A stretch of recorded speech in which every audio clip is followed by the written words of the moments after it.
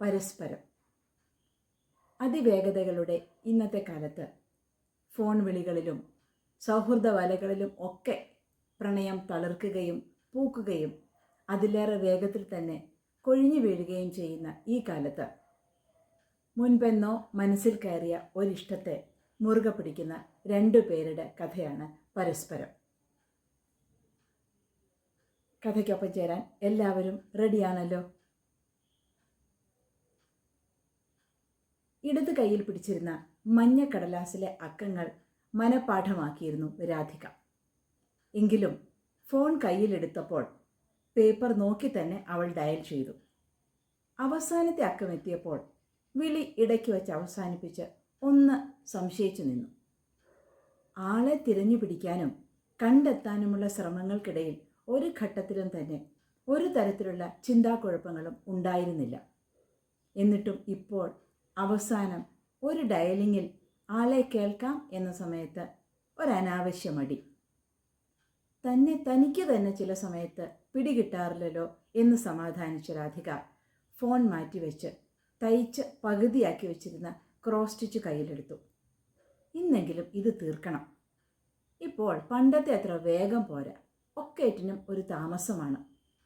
മുൻപാണെങ്കിൽ ദാ എന്ന് പറയുമ്പോഴേക്കും സൂചി കോർത്ത് ഇരുന്ന് കഴിയും. ചെയ്യാനുള്ള ചിത്രം മനസ്സിൽ വരുമ്പോൾ തന്നെ ചേരുന്ന നിറക്കൂട്ടുകളും വന്ന് തൊട്ടു നിൽക്കും. 2 ദിവസം മതി ഒരു പടം തുന്നി തീർക്കാൻ. ഇതിപ്പോൾ മിനി കൊണ്ടു തന്നിട്ട് 1 മാസത്തോളമായിരിക്കുന്നു. ആ ഇരിപ്പിൽ മഞ്ഞ പേപ്പറും അതിലെഴുതിയ ഫോൺ നമ്പരും വീണ്ടും മനസ്സിലേക്ക് ഓടി വന്നു. തന്നെ മനസ്സിലായാലും ഇല്ലെങ്കിലും ഒരു തവണ വിളിച്ചു നോക്കുക തന്നെ. എന്തായാലും എനിക്കറിയാമല്ലോ ആരാണ് മറുപുറത്തെന്ന്. രാധിക സ്വയം ന്യായവാദം നടത്തി. നമ്പർ എഴുതി വെച്ച മഞ്ഞ കടലാസ് കയ്യിലെടുത്ത അവൾ ഇത്തവണ സംശയലേശമന്യേ അക്കങ്ങളെല്ലാം ഡയൽ ചെയ്തു.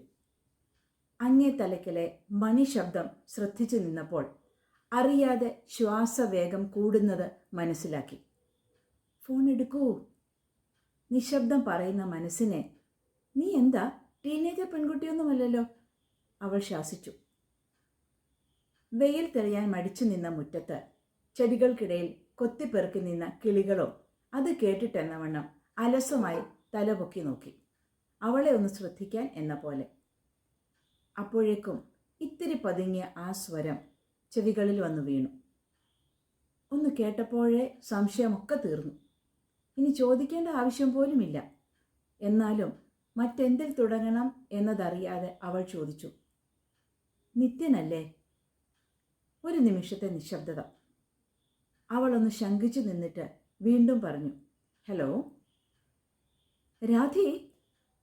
മറുതലയ്ക്കിൽ നിന്നും ആഹ്ലാദവും അത്ഭുതവും കൂടി കുഴഞ്ഞ മറു ചോദ്യമാണുണ്ടായത്. യെസ്. കേട്ടത് സ്വയം വിശ്വസിക്കാനാവാതെ എന്ന പോലെ രാധിക മൂളി. ഒറ്റ വിളിയിൽ തന്നെ അവൻ എന്നെ തിരിച്ചറിഞ്ഞു. രാധി, നീ ഇല്ലേ അവിടെ? എന്താ ഒന്നും മിണ്ടാത്തത്? ഇപ്പോൾ എവിടാണ് നീ? എൻ്റെ നമ്പർ ഇതെങ്ങനെ നിനക്ക് കിട്ടി? കുറേ ചോദ്യങ്ങൾ ഒറ്റ ശ്വാസത്തിൽ പുറത്തേക്ക് വന്ന തിക്കുമുട്ടലിൽ നിത്യൻ ഒരു നിമിഷം നിശബ്ദനായി. നിൽക്ക്, നീ ഇതൊക്കെ കൂടെ ഒരുമിച്ച് ചോദിക്കാതെ. കേട്ടിട്ട് തന്നെ എനിക്ക് ശ്വാസം മുട്ടുന്നു, രാധിക കളിയായി പറഞ്ഞു.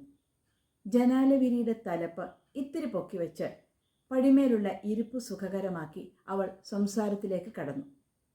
ഇതൊന്നും തങ്ങളെ ബാധിക്കുന്ന കാര്യമല്ല എന്ന് മനസ്സിലാക്കിയ കിളികൾ തലപൊക്കി ഒന്ന് നോക്കി.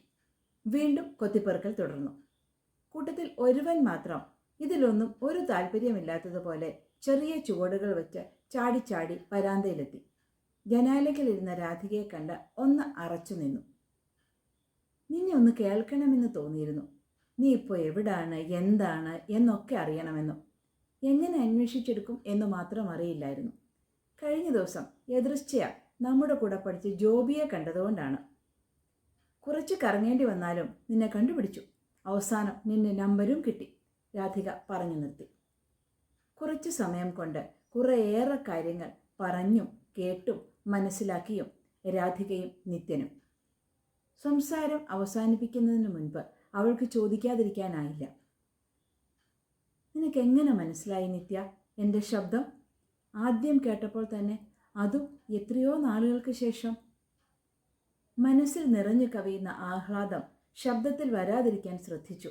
എങ്കിലും എത്രത്തോളം വിജയിക്കാൻ കഴിഞ്ഞു എന്നതിൽ അവൾക്കുറപ്പില്ലായിരുന്നു. മറുപടി അങ്ങേയറ്റം സത്യസന്ധമായാണ് മറുപുറത്തു നിന്നുണ്ടാവുക എന്നത് രാധികയ്ക്ക് ഉറപ്പായിരുന്നു. കാരണം പറയുന്നത് നിത്യനാണ് എന്നതുകൊണ്ട് തന്നെ. അതെനിക്കറിയില്ല രാധി. പക്ഷെ നിന്റെ ശബ്ദവ്യതിയാനങ്ങൾ ഒക്കെ തന്നെ എൻ്റെ ഉള്ളിലുണ്ട്. ചിരിക്കുമ്പോൾ നീ തല ഇത്തിരി ചെരിക്കുന്നതും അറിയാതെ മൂക്കിൻ്റെ ഒരു വശം ചുളിക്കുന്നതും ഒക്കെ എനിക്ക് മനസ്സിലുണ്ടടോ. അതുകൊണ്ട് നിന്റെ ആദ്യ ചോദ്യത്തിൽ തന്നെ മനസ്സിലായി. പിന്നെ ഇത്ര നാളുകൾക്ക് ശേഷമല്ലേ, വിശ്വസിക്കാനാവാത്തത് കൊണ്ടാണ് ഞാൻ 2-3 സെക്കൻഡ് സമയമെടുത്തത്. എനിക്കെല്ലാം ഓർമ്മയുണ്ട് രാധി, എല്ലാം, വർഷങ്ങൾക്കിപ്പുറവും. കണ്ണ് നിറഞ്ഞു വന്നത് സന്തോഷം കൊണ്ടാണോ അതോ പഴയ ഓർമ്മകളുടെ തിരതള്ളലിലാണോ എന്ന് തിരിച്ചറിയാനാവാതെ രാധിക ഇരുന്നു. പടികളിൽ ചാടി നടന്നിരുന്ന പൂവാലൻ കിളി ഈ വീട്ടമ്മയെ പേടിക്കേണ്ടതില്ല, അപകടകാരി അല്ല എന്ന തിരിച്ചറിവിൽ വരാന്തയിൽ വീണ് കിടന്ന ബിസ്ക്കറ്റ് തരികൾ കൊത്തിപ്പെറുക്കി തുടങ്ങി. അത് നോക്കിയിരുന്ന രാധികയ്ക്ക് വല്ലാത്ത അലിവ് തോന്നി. എല്ലാത്തിനോടും, മുറ്റത്ത് വിളറി വീണ് കിടക്കുന്ന വെയിൽ തുള്ളികളോടും. സമയമായി, ഇനി ഉറങ്ങിയിരുന്നാൽ പോരല്ലോ എന്ന മട്ടിൽ കണ്ണു തുറക്കുന്ന 10 മണിപ്പൂവിനോടും, വേണ്ടാത്ത മട്ടിൽ കൊത്തി നടക്കുന്ന കിളിക്കുട്ടന്മാരോടും ഒക്കേറ്റിനോടും. മറുതലയ്ക്കൽ ഫോൺ നിശബ്ദമായതറിഞ്ഞപ്പോൾ മെല്ലെ റിസീവർ താഴെ വെച്ച് അവൾ എഴുന്നേറ്റു. ഇന്നിനി ഒന്നിനും വയ്യ, ഒരു ലീവ് എടുത്താലോ? വീട്ടുജോലികളാണെങ്കിലും ഇടയ്ക്കൊക്കെ ഒരു കാഷ്വൽ ലീവ് എടുക്കുന്നതിൽ തെറ്റൊന്നുമില്ല. സ്വയം സംസാരിച്ച് അവൾ പുറത്തെ വരാന്തയിലിറങ്ങി അരമതിലിൽ ചാരി നിന്നു. സ്വൈര്യവിഹാരത്തിന് തടസ്സമായ അവളുടെ പൊടുന്നനെയുള്ള നീക്കത്തിൽ തീരെ തൃപ്തിയില്ലാതെ പൂവാലൻ പറന്ന് മുറ്റത്തെത്തി. തല ചെരിച്ച് അവളെ നോക്കി എന്തൊക്കെയോ ശകാര ഭാഷയിൽ ചിലച്ചു. മറ്റെന്തിലോ തട്ടിത്തടഞ്ഞ മനസ്സുമായി നിന്നതുകൊണ്ടാവാം രാധിക അത് കണ്ടില്ല. അരമതിലിൽ ചാരി എന്തോ ഓർത്തു നിന്ന അവൾ മുറ്റത്തേക്ക് നോക്കി.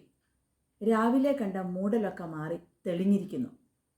സ്റ്റോർ റൂമിൽ കൊണ്ടാട്ടം ഉണക്കാനിരിപ്പുണ്ട്.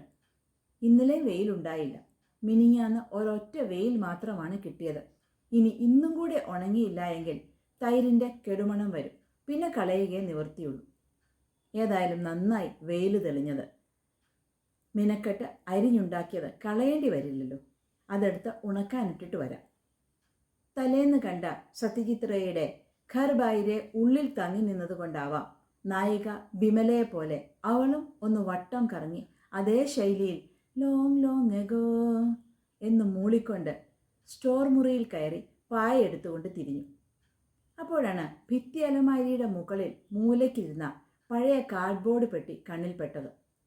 തൻ്റെ പഴയ ചില സൂക്ഷിപ്പുകൾ, പല സ്ഥലങ്ങൾ മാറി മാറി വന്നിട്ടും പെയിൻറ്റിംഗ് ജോലികൾക്കിടയിലും ഒന്നും കൈമോശം വരാതെ സൂക്ഷിച്ചു വച്ചിരിക്കുന്ന ശേഖരങ്ങൾ. പായ കയ്യിൽ നിന്ന് വഴുതി പാവയ്ക്ക താഴെ വീണു പോവാതെ ബാലൻസ് പിടിച്ച് രാധിക മെല്ലെ നടന്നു. ഒരു കയ്യിൽ പായയും മറു കയ്യിൽ അമ്മ പണ്ട് കളിയാക്കുമായിരുന്ന ശിങ്കാരപ്പെട്ടി. ഈ തെളിഞ്ഞു വരുന്ന വെയിലിന് എന്തൊരു ചൂടാണ്! അമ്മ എപ്പോഴും പറയുമായിരുന്ന ഒരു വാചകം മുറ്റത്തേക്കിറങ്ങി പായ നിവർത്തിയിട്ട് തിരിഞ്ഞപ്പോൾ അവൾക്ക് ഓർമ്മ വന്നു. എന്താണെന്നറിയില്ല, ഈയിടെയായി അമ്മ പറഞ്ഞിരുന്നതും ചെയ്തിരുന്നതും ഇടയ്ക്കിടെ തൻ്റെയും രീതികളാകുന്നുണ്ട്. പ്രായമാകുന്നതിൻ്റെ ലക്ഷണങ്ങളാണ് എന്ന് വാസുവേട്ടൻ കളിയാക്കുമ്പോൾ അവൾ കണ്ണാടി നോക്കി സ്വയം സമാധാനിപ്പിക്കും, ഏയ് എനിക്ക് അത്ര പ്രായമൊന്നും ആയിട്ടില്ല. അരമതിലിൽ ഇരുന്നു കൊണ്ട് അവൾ തൻ്റെ സൂക്ഷിപ്പ് പെട്ടി തുറന്നു. എത്ര നാളുകളായി ഇതൊന്ന് തൊട്ടിട്ട് തന്നെ. ഇതേക്കുറിച്ചൊക്കെ മറന്നിരുന്നോ? അതോ പല പല തിരക്കുകളിൽപ്പെട്ട് ജീവിതം എങ്ങോട്ടൊക്കെയോ ഒഴുകുമ്പോൾ ഇതൊക്കെ ഒരു വശത്തേക്കായി പോയതാണോ? തുറന്ന പെട്ടിയിൽ ആദ്യം കണ്ണിൽപ്പെട്ടത് കോളേജ് മാഗസീനാണ്. തവിട്ട് നിറത്തിൻ്റെ പശ്ചാത്തലത്തിൽ നിറയെ വെള്ള പക്ഷികൾ പറക്കുന്ന കവർ. ഡിസൈൻ ചെയ്തത് സെക്കൻഡ് DC മലയാളത്തിലെ നിഷ ശേഖറാണ്. തന്നെ കുട്ടിയുടെ മുഴുവൻ പേര് പോലും മറന്നിട്ടില്ല. പേജുകൾ ഓരോന്നായി മറിച്ച് ഒരു താളിലെത്തിയപ്പോൾ നിന്നു.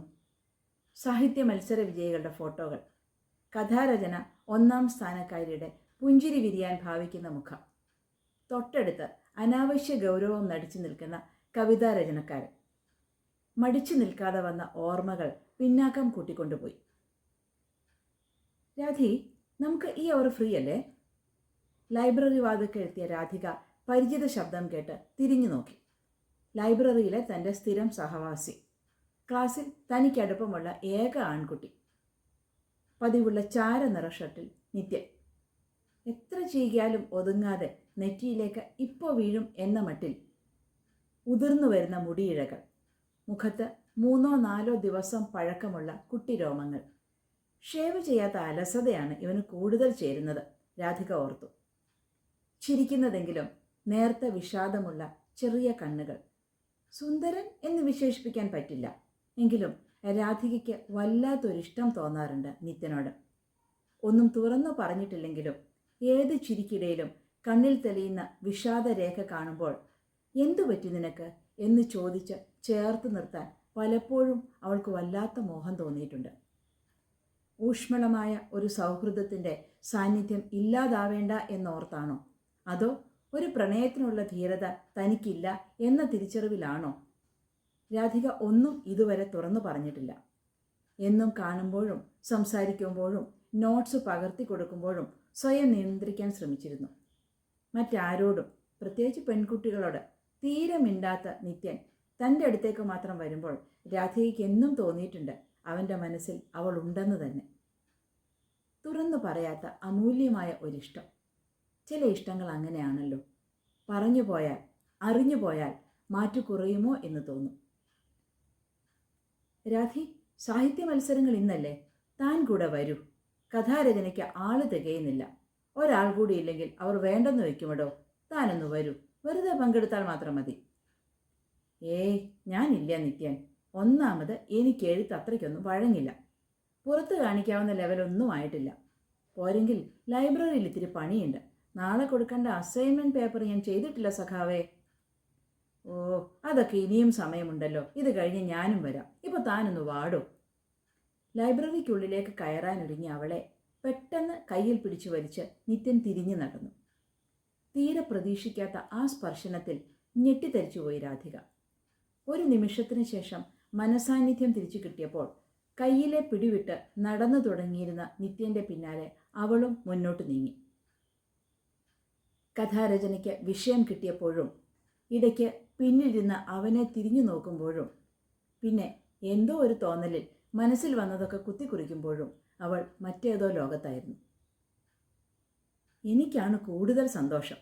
ഓഡിറ്റോറിയത്തിൽ സമ്മാനം വാങ്ങാൻ ഊഴം കാത്തു നിൽക്കുമ്പോൾ നിത്യൻ ശബ്ദം താഴ്ത്തി പറഞ്ഞത് ചെവിയിൽ വീണ്ടും വന്ന് വീഴുന്നത് പോലെ തോന്നി. അവൻ്റെ ശ്വാസം ചെവിയിൽ തട്ടിയപ്പോൾ ആകെ തരിച്ചു വന്ന ദേഹം, പിൻകഴുത്തിലറിഞ്ഞ കോരിത്തരിപ്പ് ഒക്കെ നിമിഷ നേരം കൊണ്ട് വീണ്ടും അനുഭവിച്ചതുപോലെ. ഡിഗ്രി അവസാന വർഷം പൂർത്തിയാക്കാൻ കഴിയാതെ പഠിപ്പ് നിർത്തിപ്പോയ നിത്യൻ ആരോടും ഒന്നും പറഞ്ഞിരുന്നില്ല. ആ പിരിഞ്ഞുപോകൽ മറ്റാരെയും അലട്ടിയതുമില്ല. അവസാന ദിവസം എല്ലാവരോടും യാത്ര പറഞ്ഞ് ലൈബ്രറിയിലേക്ക് പോയ നിത്യൻ ക്ലാസ് കഴിഞ്ഞപ്പോൾ അവളെയും കാത്ത് ഗേറ്റിലുണ്ടായിരുന്നു. അപ്പോൾ ശരി, ഡിഗ്രിയൊക്കെ കഴിഞ്ഞ് പോസ്റ്റ് ഗ്രാജുവേഷൻ ചെയ്ത് ഇതേ കോളേജിൽ തന്നെ ടീച്ചറായി രാധിക വരണം. മുഖത്തെ ചിരി തീരെ മായാതെ തന്നെ അവൻ പറഞ്ഞു. സ്വതവേ കണ്ണിൽ കാണുന്ന വിഷാദത്തിന് ആക്കം കൂടിയിരുന്നു. അറിയില്ല. ഒന്നുറപ്പായിരുന്നു, പരിചയപ്പെട്ട് സുഹൃത്തുക്കളായ ശേഷം ആദ്യമാണ് അവൻ അവളെ രാധിക എന്ന മുഴുവൻ പേരും വിളിച്ചത്. മനസ്സിൽ തങ്ങി നിന്നതൊക്കെ അന്നും തുറന്നു പറയാൻ എന്തുകൊണ്ടോ കഴിഞ്ഞില്ല.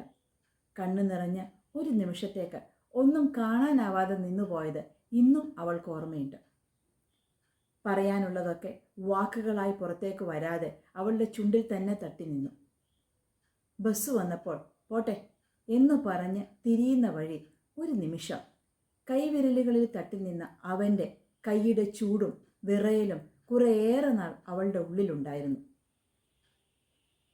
പിന്നെ എപ്പോഴോ രാധികയ്ക്ക് മനസ്സിലായി, തനിക്ക് ചോദിക്കാനും പറയാനും ഒക്കെ ധാരാളം ആൾക്കാരുണ്ടെന്നും അവളുടെ ജീവിതം ആരുടെ കൂടെ ജീവിക്കണം എന്ന് അവർ തീരുമാനിച്ചു കൊള്ളുമെന്നും എവിടേക്കൊഴുകണം, എങ്ങനെയാവണം എന്നതിനൊക്കെയുള്ള സ്വാതന്ത്ര്യം വായിച്ചു കൂട്ടിയ പുസ്തകങ്ങളിൽ കാണുന്നത് പോലെ അത്ര എളുപ്പമല്ല എന്നും. ആ വ്യക്തതയിൽ അവൾക്ക് അവനോട് വല്ലാത്ത ഇഷ്ടം തോന്നി. താൻ അറിഞ്ഞിരുന്നതിലും നന്നായി തൻ്റെ സാഹചര്യങ്ങളെ അവൻ തിരിച്ചറിഞ്ഞിരുന്നു. ഒന്നും തുറന്നു പറഞ്ഞ് തന്നെ കൂടുതൽ വിഷമിപ്പിക്കാതെ പോയ നിത്യൻ മനസ്സിൽ തെളിഞ്ഞു നിന്നു. കൈവിരലിൽ ഉരുമിപ്പോയ ആ വിരലുകളുടെ വിറയും ചൂടും മനസ്സിൻ്റെ മറ്റാരും കാണാത്ത കോണിൽ എവിടെയോ ഒതുക്കി വെച്ചാണ് രാധിക പുതിയ ജീവിതത്തിലേക്ക് ഇറങ്ങിയത്. ഒന്നിനോടും ഒരു വ്യവസ്ഥിതിയോടും യുദ്ധം ചെയ്യാൻ വയ്യ അവൾക്ക്. അതുകൊണ്ട് തന്നെ വാസുദേവൻ എന്ന അവളുടെ യോഗത്തിൻ്റെ കൈക്കുള്ളിൽ വെറ്റിലയ്ക്കൊപ്പം അച്ഛൻ കൈപ്പടം ചേർത്ത് വെക്കുമ്പോൾ മനസ്സിൽ പ്രാർത്ഥന മാത്രമേ ഉണ്ടായിരുന്നുള്ളൂ. വാസുവേട്ടൻ്റെ ഒപ്പമുള്ള ജീവിതം വലിയ തെറ്റില്ലാതെ മുന്നോട്ട് പോകുമ്പോഴും മനസ്സിൻ്റെ ആരും തേടാത്ത അറിയാത്ത ഒരു ഭാഗം എപ്പോഴൊക്കെയോ എവിടെയൊക്കെയോ പഴയ ഒരിഷ്ടത്തെ തൊട്ടു പോവാറുണ്ട്. അവൾക്കുള്ളിലെ അവളെ മറ്റാർക്കും മനസ്സിലാവില്ല എന്ന നിശബ്ദ പരാതിയോടെ. ഫോൺ അടിക്കുന്നത് കേട്ട് ഓർമ്മകളിൽ നിന്നുണർന്ന രാധിക മെല്ലെ എണീറ്റു. ഏറെ നേരം ഒറ്റ ഇരിപ്പിരുന്നിട്ടാവാം കാല് മരവിച്ചിരിക്കുന്നു. അകത്തെത്തിയപ്പോഴേക്കും ഫോൺ നിന്നു. ഫോൺ കണ്ടപ്പോൾ പെട്ടെന്ന് തോന്നിയ ഒരാവേശത്തിൽ മറ്റൊന്നും ആലോചിക്കാതെ രാധിക ഡയൽ ചെയ്തു. ഒരിക്കലെങ്കിലും എനിക്ക് തുറന്നു പറയണം. മനസ്സിലെ ഈ ഇഷ്ടം, ആരും അറിഞ്ഞിട്ടില്ലാത്ത തിക്കുമുട്ടൽ പറഞ്ഞേ തീരൂ. രണ്ടാമത്തെ റിങ്ങിലെടുത്ത നിത്യനെ കേട്ടപ്പോൾ ഉണ്ടായത് വല്ലാത്ത ആശ്വാസമാണ്. നിന്നെ എനിക്കൊന്ന് കാണണം, നേരിട്ട് സംസാരിക്കണം. നീ വരുമോ ഇങ്ങോട്ട്, എൻ്റെ നഗരത്തിലേക്ക്? അവളുടെ ചോദ്യത്തിലെ ആവേശവും സ്നേഹവും ഒക്കെ മനസ്സിലാക്കിക്കൊണ്ട് തന്നെ നിത്യൻ മറുപടി പറഞ്ഞു. രാധി, വേണ്ട. എൻ്റെ മനസ്സിൽ നീയുണ്ട്. പഠനത്തിനിടയ്ക്ക് ഞാൻ യാത്ര പറഞ്ഞു പിരിഞ്ഞ അതേ രാധിയായി തന്നെ. എൻ്റെ മനസ്സിലുള്ള ആ ചിത്രത്തിന് ഒരു മാറ്റവും വരണ്ട. അതങ്ങനെ തന്നെ ഇരുന്നോട്ടെ. ഒന്നിനും വിട്ടുകൊടുക്കാതെ ഞാൻ സൂക്ഷിച്ചിരിക്കുന്ന ഒരു മുഖം. തന്നെ ഞാൻ എന്നും കാണുന്നുണ്ടോ, ഹാഫ് സാരി ഉടുത്ത് ബസ്സിൽ നിന്നിറങ്ങുന്ന ആ കുട്ടിയെ. ആ ഓർമ്മകളും അന്നത്തെ ചിരികളും കുസൃതി നുറുങ്ങുകളും ഒക്കെ എൻ്റെ അല്ല, നമ്മുടെ മാത്രമല്ലേ. നമുക്കത് മതി. ഇപ്പോഴുള്ള ജീവിതത്തിൻ്റെ സ്വാഭാവിക ഒഴുക്കിനെ, ആരുടെയും സ്വസ്ഥതയെ ഒന്നും നമുക്ക് തടസ്സപ്പെടുത്തണ്ടോ. അവൻ്റെ സ്വരം ഉള്ളിൽ വന്ന് നിറയുമ്പോൾ ചെവിക്കുള്ളിലെ തരിപ്പ് പിൻകഴുത്തിലേക്കിറങ്ങി ആകെ പൂത്തുവരുമ്പോൾ അവൾക്ക് മനസ്സിലായി അവന് മാത്രമേ അവളെ പൂർണ്ണമായി മനസ്സിലാക്കാനാവൂ എന്നു. അവൾ സാവധാനം ഫോൺ താഴെ വെച്ച് മുറ്റത്തേക്കിറങ്ങി. കൊണ്ടാട്ടം ഒന്നിളക്കിയിടണം. വെയിൽ മായുന്നതിന് മുമ്പ് ഉണങ്ങിയെടുക്കണം.